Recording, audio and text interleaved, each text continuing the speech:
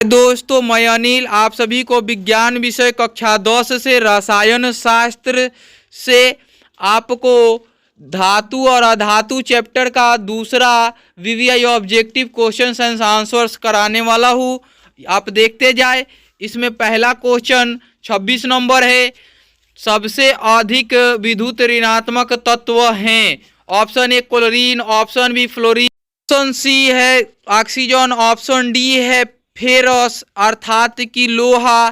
तो इसमें सही उत्तर ऑप्शन बी होगा, फ्लोरीन विद्युत ऋणात्मक है।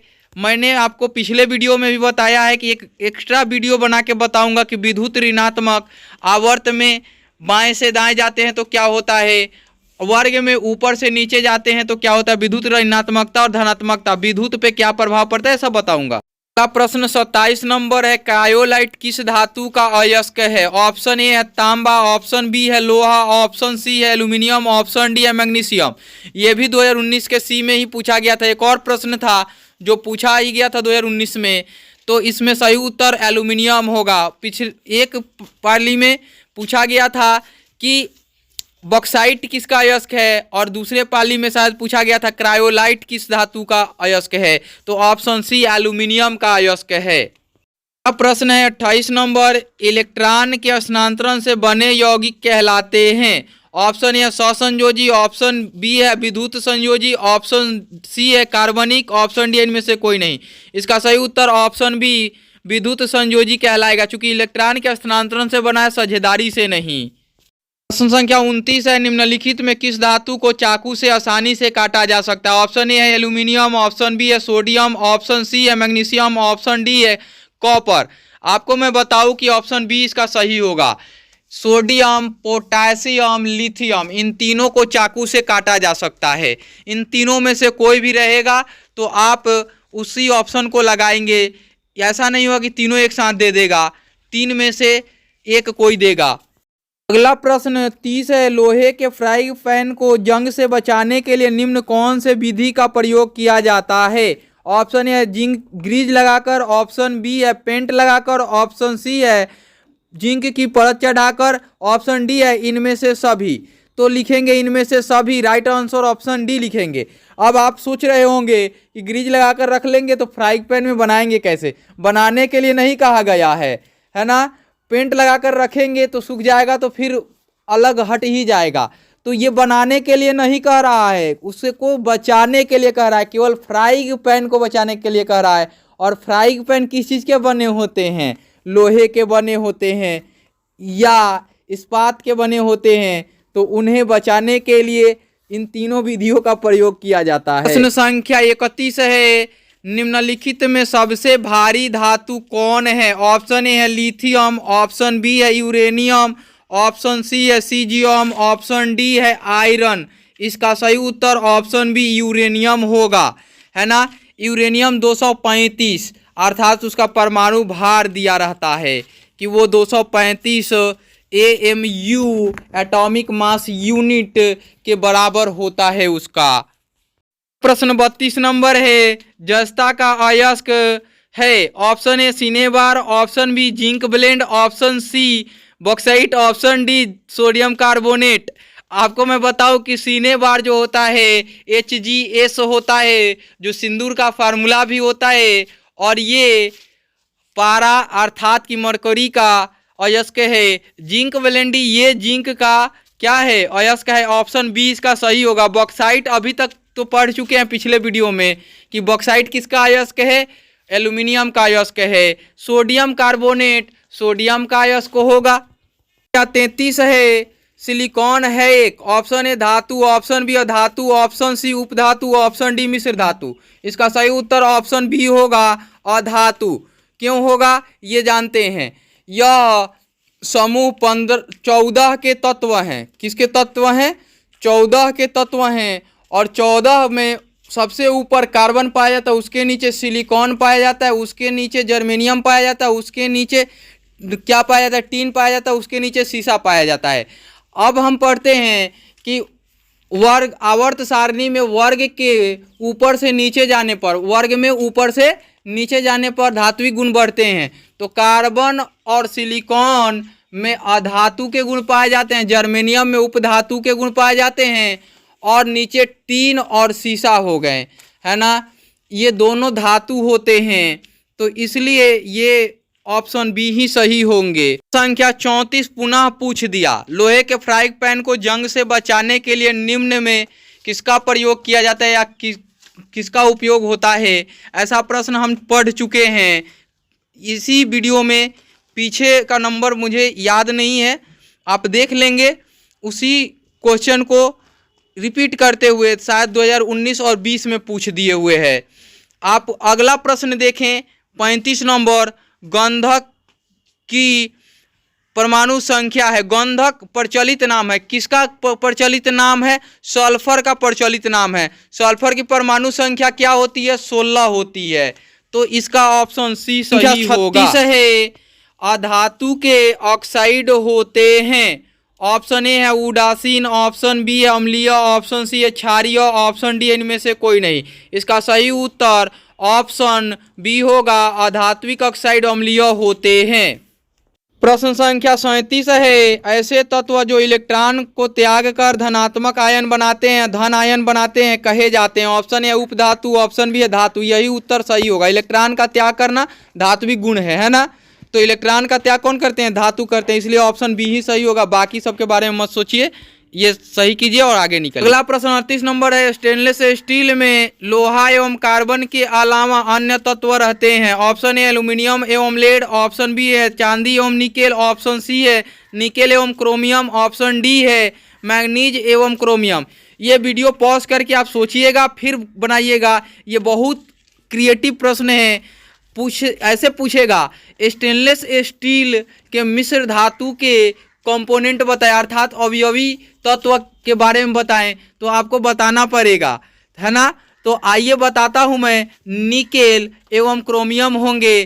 तो स्टेनलेस स्टील में क्या क्या पाए जाते हैं, लोहा, कार्बन, निकेल और क्रोमियम पाए जाते हैं। अब पूछ दूं कि मिश्र धातु स्टेनलेस स्टील के अवयवी तत्व क्या क्या हैं, तो क्या बताएंगे, Fe, C और Na और Cr, है ना, ये चारों हैं। संख्या 39 है, एक धातु जो हथेली पर पिघलने लगती है, सीजियम मारिए और निकलिए आराम से आगे, है ना। सोडियम के बारे में मत सोचिए, क्योंकि सोडियम को केरोसिन में डुबो के रखा जाता है, और चांदी आप गहना के रूप में उपयोग करते हैं तो वो पिघलेगा नहीं, और लिथियम, सोडियम और लिथियम एक ही समूह के तत्व हैं और ये धात्विक गुण रखते हैं, इनके कुछ ना कुछ गलनांक तो होंगे ही। है 40 सर्वाधिक तन्य धातु हैं। ऑप्शन ए सोना, ऑप्शन बी चांदी, option C platinum, option D zinc. इसका सही उत्तर ऑप्शन ए सोना होगा। अगला प्रश्न है 41 मिश्र धातु में एक धातु पारद हो तो उसे क्या कहते हैं। पारद यानी कि पारा हो, कोई भी मिश्र धातु उसमें एक पारा हो तो उसे अमलगम कहेंगे। अमलगम का डेफिनेशन ही होता है कि वैसी मिश्र धातु जिसमें एक धातु क्या होती है, मरकरी होती है यानी पारा होती है, अमलगम कहलाती है। ये इसका सही होगा। प्रश्न संख्या 42 है, एक अधातु जो गैसीय अवस्था में पाई जाती है। Option A carbon, option B है सल्फर, ऑप्शन सी है हाइड्रोजन, ऑप्शन डी है फास्फोरस। इसका सही उत्तर होगा ऑप्शन बी सल्फर, है ना। और फास्फोरस दिया हुआ है तो फास्फोरस के बारे में पढ़े होंगे, लाल फास्फोरस, सफ़ेद फास्फोरस, है ना, और वो मुक्त वायु में रह नहीं सकता है, तो गैसीय अवस्था में कैसे रहेगा। हाइड्रोजन के बारे में, तो हाइड्रोजन के बारे में मैं आपको एक स्टेटमेंट बता रहा हूँ।